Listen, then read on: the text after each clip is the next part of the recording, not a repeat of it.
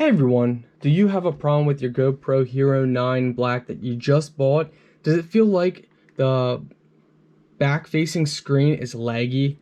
How about the front when you're recording or even not recording? It just looks laggy as you're moving it around. Well, that's because that's a common bug and an issue. So you need to download the GoPro app, and once you download the GoPro app,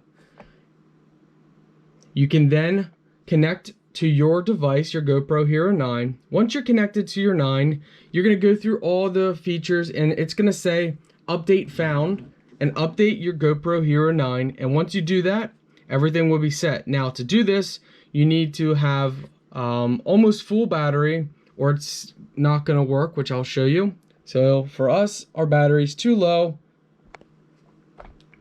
So your phone battery's got to be good. SD card's got to be in there. You got to have the camera off, camera busy, and a whole bunch of Wi-Fi signal strength needs to be good. Whole bunch of different things for it to work. And once you do that and update it, you'll solve your problem.